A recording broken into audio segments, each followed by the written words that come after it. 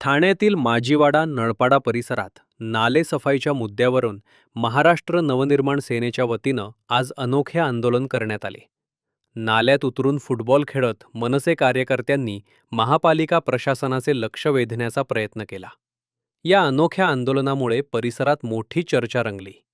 माजीवाडा नळपाडा परिसरातील नाले अद्याप पूर्णपणे स्वच्छ करण्यात आलेले नसल्याचा आरोप स्थानिक नागरिक आणि मनसे पदाधिकाऱ्यांनी केला आहे. पावसाळा तोंडावर आला असताना नालेसफाईची कामे रखडल्यामुळे नागरिकांमध्ये नाराजीचे वातावरण आहे. पावसाचे पाणी साचणं, दुर्गंधी आणि आरोग्याच्या समस्या निर्माण होण्याची शक्यता असल्यानं तातडीनं कारवाई करण्याची मागणी करण्यात येत आहे. महापालिका प्रशासनाला वारंवार निवेदनं आणि सूचना देऊनही कोणतीही ठोस कारवाई होत नसल्याचा आरोप करत मनसे पदाधिकारी स्वप्नील महिंद्रकर यांच्या नेतृत्वाखाली हे आंदोलन करण्यात आले. आंदोलनादरम्यान कार्यकर्त्यांनी थेट नाल्यात उतरून फुटबॉल खेळत प्रशासनाच्या निष्क्रियतेविरोधात संताप व्यक्त केला. मनसे कार्यकर्त्यांनी सांगितले की नागरिकांच्या मूलभूत समस्यांकडे प्रशासन दुर्लक्ष करत आहे. पावसाळ्यापूर्वी नालेसफाईची कामे पूर्ण झाली नाहीत तर पूरस्थिती निर्माण होऊ शकते आणि त्याचा फटका सामान्य नागरिकांना बसू शकतो. त्यामुळे प्रशासनानं तातडीनं नालेसफाईची कामं हाती घ्यावीत अशी मागणी करण्यात आली.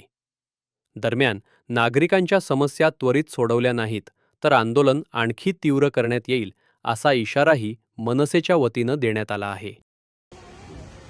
ठाणे शहरामध्ये आज आपण बघत असाल तर नाल्यांची परिस्थिती अत्यंत दयनीय आहे. सगळे नाले कचऱ्याने भरलेले आहेत. आयुक्त साहेबांनी काही दिवसापूर्वीच दावा केलेला की ड्रोनच्या मार्फत आम्ही सगळे नालेसफाईवर नजर ठेवणार आहोत. पण आज आपण गांधीनगरमध्ये आहोत. आपण बघत असाल की इकडे नालेसफाई अजिबात झालेली नाही. या नाल्यांची परिस्थिती एवढी बिकट आहे का सगळीकडे दुर्गंधी पसरलेली आहे. आज ठाणे शहरामध्ये जवळपास 300 किलोमीटरचे नाले, आज 15 तारीख आलेली आहे मेची, आणि जर ही परिस्थिती असेल ठाण्यामध्ये तर येत्या काही दिवसामध्ये हा जो नाला आहे जर चुकून पाऊस आला तर हा सगळा कचरा लोकांच्या घरी जाईल. आणि आयुक्त साहेबांनी जो दावा केलाय तो फक्त कागदावरच राहिलेला आहे. इथे कुठेही ड्रोन दिसत नाही. ठाणे शहरात कुठेच ड्रोन दिसत नाहीये. मग तुम्ही फौल दावे कशासाठी करता? आणि आता जर तुम्ही ठाणे शहराची परिस्थिती बघत असाल तर जागोजागी नाले तुडुंब कचऱ्याने भरलेले आहेत आणि सगळीकडे दुर्गंधी आणि रोगराई पसरण्याची दाट शक्यता आहे. आता तुम्ही बघत असाल नलपाड्यामध्ये ती परिस्थिती आहे, लोकमान्य नगरमध्ये तसंच आहे, शास्त्रीनगरमध्ये तसंच आहे, इंदिरानगरमध्ये तसंच आहे. मग नालेसफाई झाली कुठे? करोडो रुपयाचे टेंडर काढले, ते पैसे गेले कुठे? फक्त ठेकेदार आणि प्रभाग समितीचे अधिकारी मिळून पालिकेच्या तिजोरीवर हात सफाई करत आहेत. नाले सफाई होत नाही.